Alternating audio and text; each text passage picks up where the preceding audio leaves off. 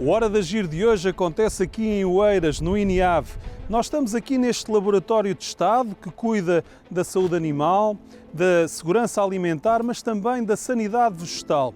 Aqui neste laboratório se investiga, se inova naqueles que são as abordagens que precisamos para as pragas, para as doenças, para as infestantes, num clima que está mais quente, num clima que mudou, com temperaturas mais altas, com seca, em que as plantas também se precisam de adaptar. E é este trabalho que nós viemos aqui conhecer.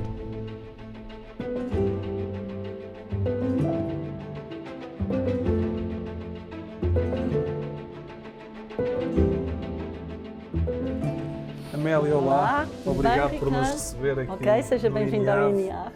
O que é que acontece aqui em Oeiras, nestes laboratórios, nesta investigação? É um laboratório de Estado, não é? Exatamente. Vocês têm aqui um papel importante. Exatamente, isto é um laboratório de Estado para a área de agronómica e veterinária e, portanto, sendo um laboratório de Estado, é o laboratório de Estado do Ministério da Agricultura e Pescas. É um laboratório que tem uma orgânica enorme, imensa, abrange e tem muitas competências e imensas áreas. E esta área concreta em que a gente vos está a receber é uma unidade estratégica de investigação e serviços que tem intervenção na área do ambiente e recursos naturais, sistemas agrários, sistemas florestais e sanidade vegetal. São as áreas de intervenção core desta unidade. Esta unidade tem, em termos de capacidade laboratorial, tem 22 laboratórios e tem 126 recursos humanos, dos quais 14 são bolseiros, são estagiários, porque isso também é uma grande atividade que nós temos. Num tempo de crise climática é muito importante, porque as temperaturas estão mais altas, há o desafio das pragas e das doenças. Exatamente. Esta questão da sanidade vegetal e da resiliência das plantas é algo que é tratado aqui. E é tratado muito em pormenor. Uma pequena nota, o INIAV é o único laboratório que tem na sua própria estrutura os laboratórios nacionais de referência de sanidade vegetal, em termos europeus. Estão todos concentrados nesta instituição. E isso parecendo que não é uma grande vantagem. Só em sanidade vegetal nós temos um total de 10 laboratórios, sendo que 8 são do domínio específico da sanidade e os outros são transversais. Muito recentemente, e até porque nós no âmbito da sanidade corremos riscos com os organismos emergentes, criámos também um laboratório de crises fitossanitárias, que são aqueles que nos obrigam a ter um grande volume de amostras. Foi muito requisitado quando foi do período da pandemia.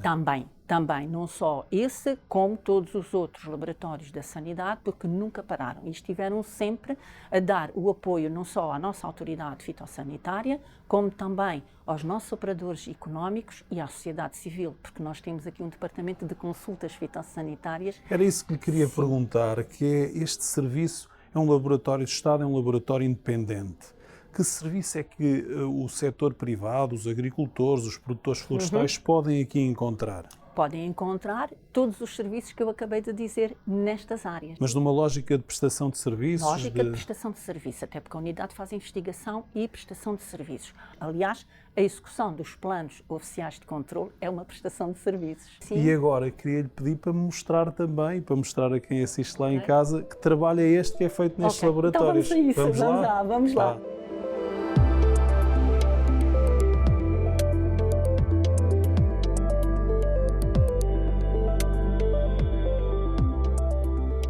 Aqui é o laboratório de acarologia. Acarologia. E temos como responsável técnico deste laboratório o colega Pedro Naves. Olá, Pedro. Olá, Pedro Ricardo.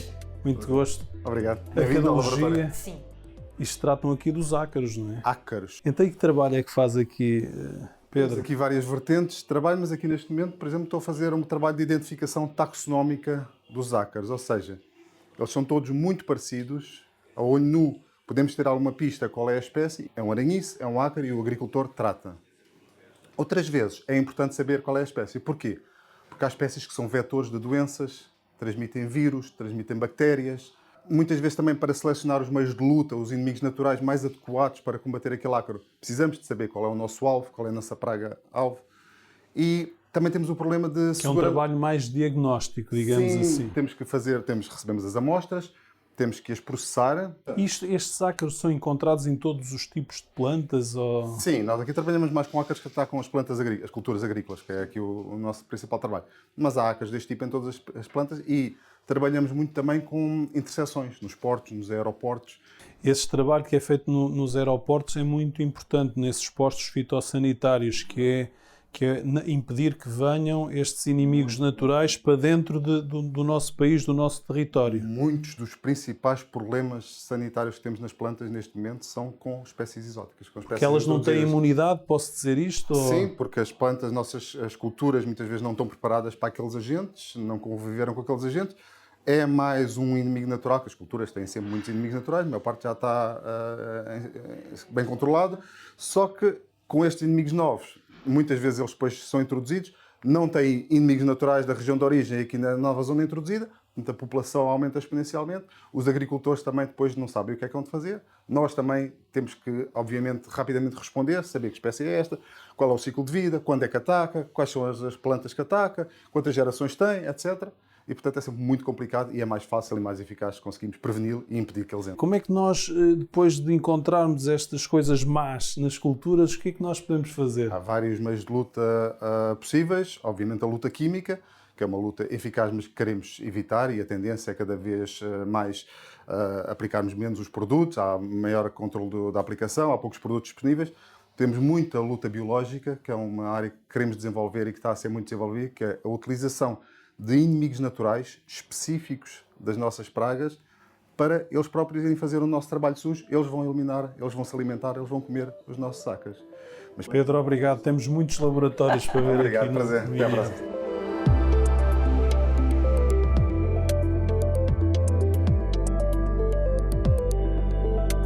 Então, e Amélia, aqui é o laboratório este aqui de... é o laboratório de entomologia. Então, Edmundo é o homem dos insetos. Dos insetos. Tem havido mais insetos, menos insetos, eles são mais agressivos para as nossas plantas. Eles existem em todo o lado.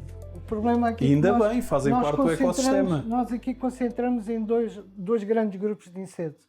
Os insetos prejudiciais às culturas, quer agrícolas, quer florestais, e os insetos auxiliares e os insetos que são benéficos para controlarmos alguns insetos prejudiciais. Portanto, nós temos aqui um trabalho bastante diversificado, essencialmente em termos de investigação, fazemos muita investigação sobre pragas associadas às culturas. Nós agora temos o grande desafio que é com a questão das alterações climáticas. Existe uma tendência para os insetos mudarem o seu comportamento, podem aumentar o número de gerações anuais, podem ter maior agressividade perante as culturas, porque as alterações climáticas, por sua natureza, enfraquecem as culturas, quer agrícolas, quer florestais. Portanto, nós estamos aqui num grande dilema relativamente a desafios novos que vamos encontrar. E como é que nós podemos fazer aqui? Porque nós temos aqui, as temperaturas estão mais quentes, especialmente elas estão a subir em latitude. Há espécies que nós não tínhamos cá e que hoje se adaptam aqui muito melhor. Exatamente. E agora nós precisamos de nos adaptar a esta nova realidade. Se conhecendo essa realidade e vocês fazem esse trabalho aqui de a conhecer, como é que depois se pode intervir? Essencialmente temos que intervir em termos de aumentar, por um lado, a capacidade de resistência dos hospedeiros, portanto das culturas agrícolas, e por outro lado arranjar... Melhoria genética, é disso que estamos a falar? Melhoria genética, adaptação a novas culturas, perceber bem as zonas ecológicas onde as culturas poderão vir a adaptar. Nós, como disse, está a haver uma tendência gradual da própria vegetação natural subir em altitude e latitude, precisamente por causa do aumento da temperatura. As pragas vão acompanhando essas culturas e, portanto, vamos ter que gerir aqui muito em termos, sobretudo, eu acho que em termos de prevenção e depois em termos de ter métodos de controle imediatos para essas culturas. Há também uma outra coisa que aqui que fazemos e que é extremamente importante, que é a avaliação ou trabalharmos com o perigo de espécies invasoras de entrarem em Portugal. Isto com a livre circulação de produtos é terrível. Todos os anos, em termos de Europa, o aumento de espécies que aparecem está em progressão brutal e muitas delas conseguem se estabelecer, conseguem encontrar novos hospedeiros, conseguem desenvolver as suas populações porque não têm inimigos E ficam naturais, descontroladas, não e é? ficam completamente descontroladas. Portanto, nós estamos numa situação em que, em termos de sanidade vegetal e em particular em termos de entomologia, temos grandes desafios a fazer. E depois este clima que está diferente torna-se muito mais favorável. Particularmente favorável para isso, sim. A quantidade de insetos exóticos que são detectados a entrar em Portugal ou a entrar na Europa é um número E infindável. não podem ser portadores também de doenças? Exatamente, muitos deles. E por isso estamos a ter um trabalho particularmente importante nisso. Temos planos de prospecção de entradas de insetos para minimizar o risco do seu estabelecimento de espécies exóticas. E muito em desse Portugal. trabalho é feito neste E laboratório. muito trabalho é feito aqui. Nós temos aqui 2 laboratórios. Curiosamente, a entomologia está dividida em 2 laboratórios. O laboratório agrícola, que é este onde estamos, e depois há o laboratório de entomologia. Célia, vocês aqui trabalham mais com a parte agrícola, não é? Certo, E com insetos. com insetos. Com maus Entomologia insetos. agrícola, com os maus, E com os bons. principalmente os maus, mas também há bons. Também há os auxiliares que nos ajudam a combater as pragas. Mas aqui neste laboratório temos trabalhado principalmente com os prejudiciais, com os que causam diretamente estragos nas plantas e também aqueles que são vetores de patogénios, de micro-organismos que causam doenças nas plantas. E já percebi que isto tem umas armadilhas, não é? Isto eles Exato. são colados É aí uma maneira nesta... de os capturarmos. Colocamos Captam. as armadilhas, sabendo quais são as espécies que queremos capturar, pomos a cor adequada. Uns são mais atraídos para o amarelo, outros para o azul. Normalmente é o amarelo, a cor mais atraente para os insetos em geral. Uhum. Colocamos no campo. Isto é com Ao cola, fim, é? É com cola. Pomos no campo e, ao fim de um tempo, estipulamos. Estes insetos são prejudiciais para culturas que nós temos aqui, tipo o olival, Nem todos. Há montavo? aqui imensos insetos que não fazem mal nenhum. Neste momento, aqui, estou a trabalhar com um que é vetor de um fitoplasma que causa uma doença grave na cultura da amora. E, portanto, surgiu-nos este problema e estamos a tentar estudar o inseto vetor, que é um cicarídeo. Quando se diz vetor é porque ele tem a capacidade de Transmitir. transportar, é um Exato. transportador. Ele pica, alimenta-se das plantas que estão infectadas, fica com o micro-organismo dentro do seu corpo e, ao ir alimentando-se de várias plantas, transmite Essa doença à um planta. micro-organismo que causa a doença. E como é que nós depois atuamos para resolver o problema? Primeiro temos que conhecer o causador, quem é que está a causar o problema. E depois, obviamente, atuar vigiando muito bem, sabendo onde é que se encontra, para atuarmos no local certo, quando é que é mais abundante, uns é mais na primavera, outros no verão, depende.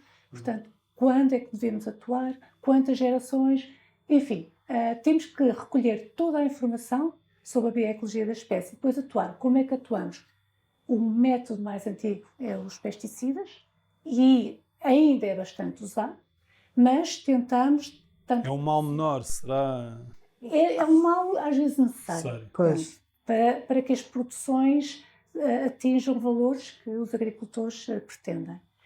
Mas tentamos, tanto quanto possível, fomentar outros meios de controle, nomeadamente o biológico, com predadores e parasitoides. Márcia, e como é que, evitando isto do agroquímico, como é que nós podemos atuar para combater estes maus insetos?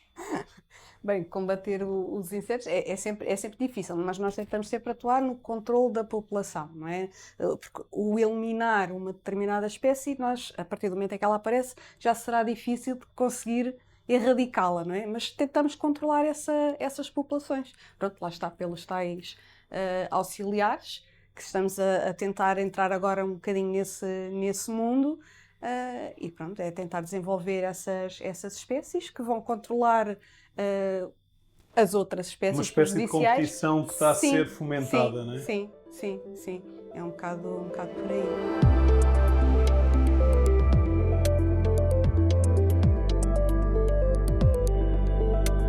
Então aqui tratamos da floresta. Estes Exatamente.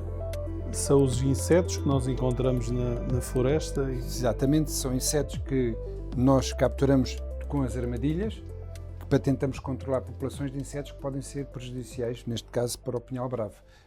Então é aqui que trata do nemátodo. Exatamente, do inseto vetor do nemátodo da madeira do pinheiro, que é exatamente... Aqui. Portanto, este é o longicórnio, que é um inseto que é autóctone, que anteriormente não causava problemas e agora é um problema por transportar o nemátodo. E que trabalho é que desenvolve aqui o Luís?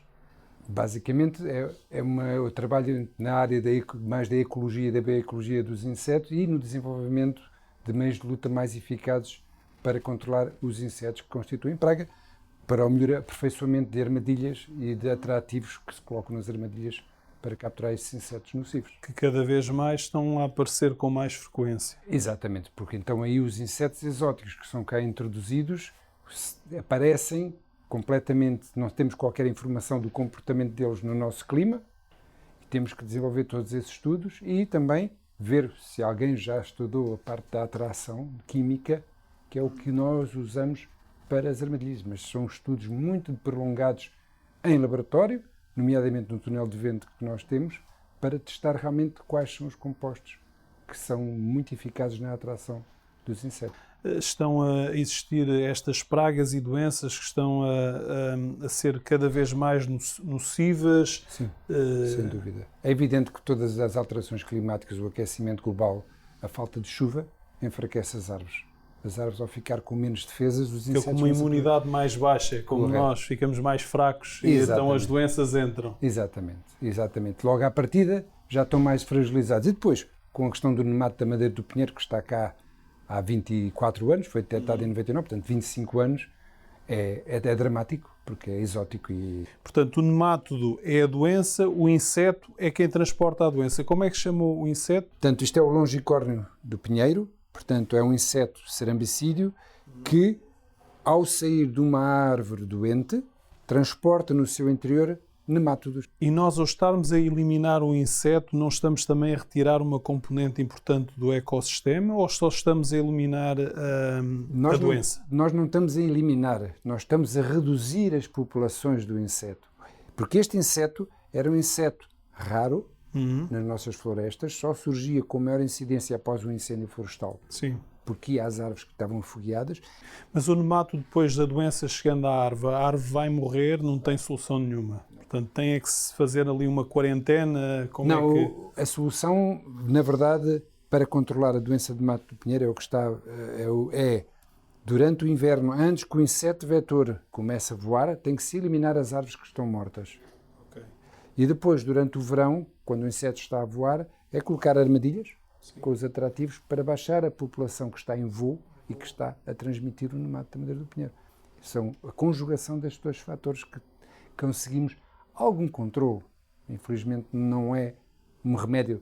Ao contrário, quando tomamos um medicamento e ficamos curados, neste caso, nós conseguimos evitar é que os pinheiros que não estão afetados fiquem. E para além do pinheiro, o nosso montado, outro tipo de flor, também está a ser afetado? Também está a ser afetado por outros insetos. Obviamente tem outros insetos e no caso do montado de sobriazinho temos um caso particular porque temos um inseto, que é o plátipo, que é um inseto que é nativo de Portugal, que nunca causou qualquer problema até à década de 80, só aí as árvores já estavam a morrer, basicamente muito enfraquecidas, e que subitamente começou a adquirir uma capacidade de ir a árvores aparentemente saudáveis. A questão é que as árvores estão muito enfraquecidas. Por causa da falta de água, da redução também da estrutura radicular, que por vezes os agricultores passam as grades. Tudo isso. E depois a afecção por doenças, como a doença da tinta.